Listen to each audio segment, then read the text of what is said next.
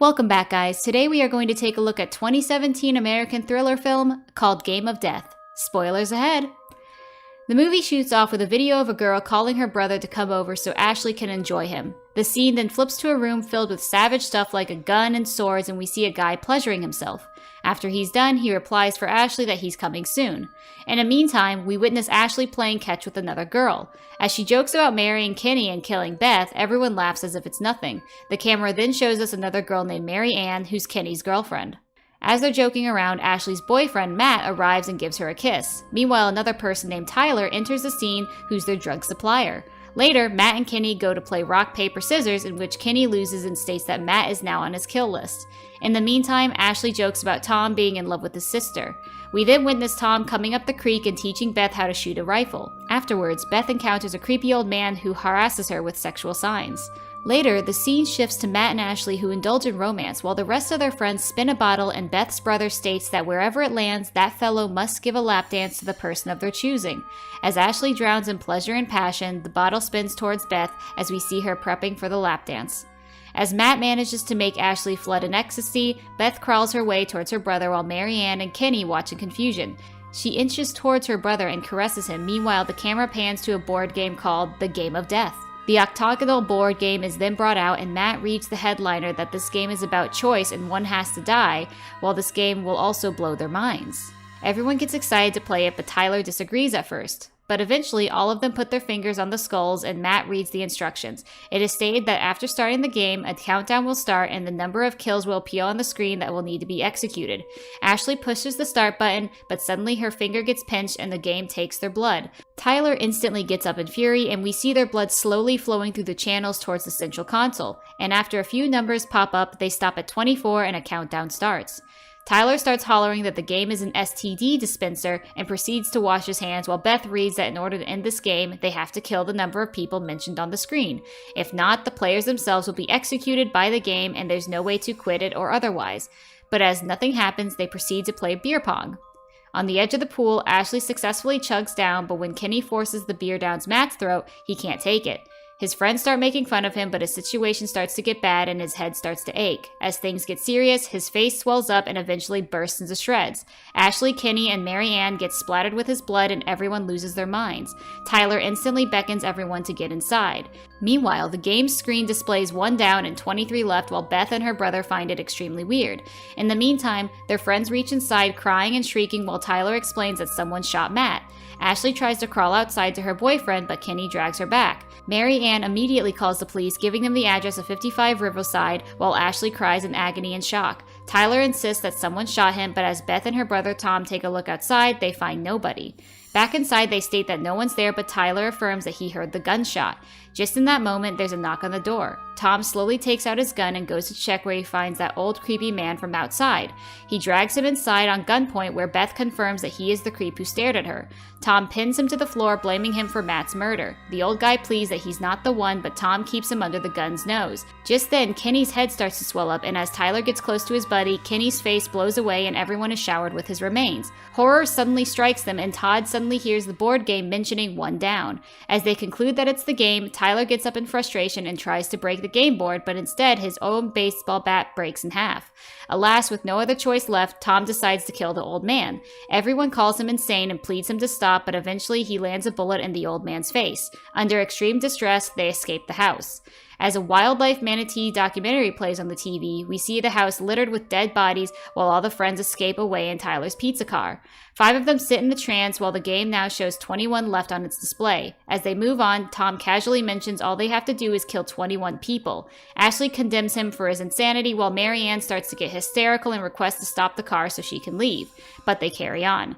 After a passage of time, they suddenly come across a jogger. He slaps the hood and calls out angrily, upon which Tom orders Tyler to hit him. He looks at Tom as if he's a madman, but Tom puts the gun to his temple and orders him to run him over. Everyone tries to stop him, but he threatens that there's no other choice. Nevertheless, Tyler hits him and then reverses the car on him until the tires can be heard slithering on the flesh. They finally get out to see the guy cut in half but still alive. All of them surround him, and Tom finally puts him out of his misery by bashing his head in. As Mary Ann is crying inside, the game on her lap counts down to 20. Just in that moment, another woman comes across their path. Upon looking at the gruesome act, she runs away and Tom starts shooting at her. She manages to run in the fields, but the bullets pierce her legs and eventually Tom and Beth appear on her head. He tries to hand the gun to Beth so she can kill her, but she can't, so Tom finally takes another shot and murders the woman. Back in the car, the countdown comes to 19. The scene then flips to a forest cabin where a forest ranger pampers her dog, Winston. She gives him food and treats and places a walkie-talkie beside him while preparing to leave.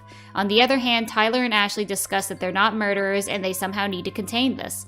Just then, the forest ranger is singing in her car and drives it to come across the guys in the middle of the road. She gradually gets out and asks them if they're okay. Ashley makes up a story about hitting a deer, but the ranger keeps on talking and they can't manage to leave.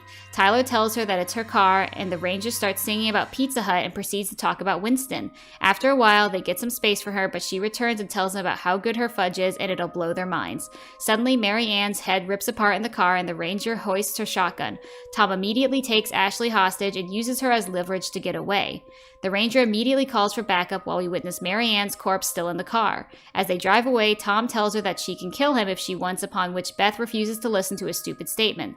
Meanwhile, back at the road, Tyler's face starts to swell up, and as the ranger calls for an ambulance, Ashley watches the whole scene from a distance. Eventually, she grabs a crowbar and lands multiple blows on someone. In the car, the game now displays number 17, and the movie flips to the road where we see the ranger is dead and Tyler is fine. Ashley stands in a trance and concludes that they cannot escape it and the only way for them is to die. Now with a mission to stop their friends, they grab the SUV and drive away. Now the movie shows us side-by-side scenes in both the cars where Beth and Tom discuss whether the ranger was killed or not, and Tyler tries to get his car traced and located. Meanwhile, Tom discusses that his asthma is suffering and might as well put an end to it, upon which Beth states that everyone suffers.